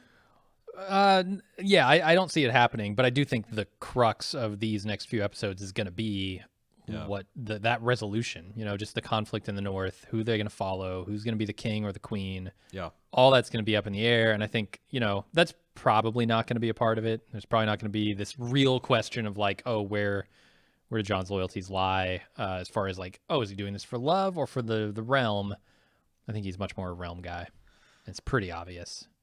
Michelle D, is anyone else bothered that there's no mention of Littlefinger's execution by any of the main characters? Even one line could have been enough between Jon and Sansa or Tyrion or Varys. Surely someone would have reacted. Honestly, I could have used a lot more. I could have used that scene between Tyrion and Varys over the, oh, it's so cold, my balls are freezing, Is that almost an indication that Littlefinger's face is coming back? Why? That they're ignoring it so hard. Like it seems such an obvious thing that needs to happen. This show seems like it likes to lampshade and foreshadow more than it likes to conceal. But possibly, I mean that's one. But I think I would like to have seen Varys and Tyrion's reaction. Yeah, because that's kind of like, that would be kind of their way to discuss it. But I don't know. It's also like, would you have to like? Because they asked me if there's been another example of this. Like, I thought Barristan Selmy's death was cool, but like it really made zero impact on the story or the characters. Yeah.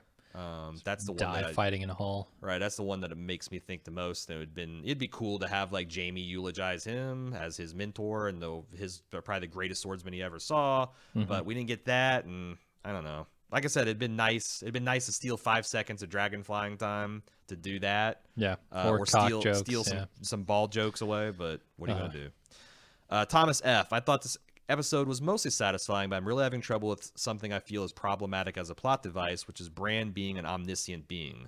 The most specific example of this, relative to this episode, would be the Lannister army. Bran himself is the one proclaiming, "We don't have time for this," with the imminent danger of the army of the dead. How would he also not convey to Jon, Dany, and company that there's no mobilization of Lannister forces coming north? Wouldn't this be key information for the upcoming battle? This is the problem with omniscient beings, is that they have a plan, right? Like, oh, it's part of the plan, and then it works in mysterious ways, right? Like Bran works in mysterious ways. He will tell you when you need to know. It's apparently not urgent because Bran hasn't brought it up yet. Right. Is how I'm looking at it. Or Bran knows that no one of importance really believes the Lannisters are coming, so it's like, like if he imagine if he wheels in at 60 miles an hour to Sansa's reception hall, skids to a halt in front of her, and breathlessly says, "Sansa, the Lannister army's not coming." She would be like, "I don't need the Weirwood Network to tell me that, Bran." Yeah. So, yeah, I mean that's the best argument against, and also. I think they're very clear about the way Bran's omniscient works. Is it's like a TV that he has to tune into a channel. Yeah, like, they are clear about that. Yeah, like he knew some things about Jon, but he didn't know other things about the Septon's journal. That he could have seen that Septon writing in the journal. Right. And as soon as truly omniscient. As soon as Sam suggested it, then we had the flashback indicating that then Bran could access all that information. But it's kind of like, you have a device in your pocket, everyone that's listening to this podcast right now, that has the sum total of the world's knowledge. do you know everything Right. in that? So like I feel like the Weirwood net is that, like it's an infinite, it's like the Hitchhiker's Guide, it's like the internet, but you have to know where and when to look, and it has to occur to you to think to look before you can know that thing. So Jeff R, can Bran see all the way in Essos? In the books, he sort of has a limitation of only seeing what a Weirwood can see, but there's talk of him one day learning how to see beyond that. Clearly, since he saw inside a Tower of Joy, he doesn't have that limitation now. I'm guessing Show Bran can see anything. I just had this thought of him needing to prove to Dany that he has the power to corroborate Jon's parentage, and then not being able to see what she did over the sea in Essos since there's no Weirwood trees, and then her not wanting to believe him. You've already gone on record of saying that you'd think that'd be annoying as fuck. Yeah. I don't like that. Just doesn't seem like a necessary complication to introduce. Yeah. Just like have him actually prove it. You know. I don't know. Plus, I think the Weirwoods are like training wheels for Green Seers. Like they're the easiest ways to focus your power, but you don't. Okay. Like you don't need them once you're sufficiently powerful enough. Now, as a consequence of them kind of, I think, being shaky in a transition between the Three-Eyed Raven to Bran and what all that meant, like we still, I mean, I would honestly be open to the fact that Bran is still kind of like Luke Skywalker in Empire Strikes Back. Powerful Jedi compared to like your average person, but like not at the level of like Darth Vader or the Emperor yet. Or I could believe that he's essentially Three-Eyed Raven powerful. I honestly don't know, and the show could go either way, and like I think there's nothing that we can contradict either take at this point. Let's see. We already talked about. Okay, can you cut this out? I already.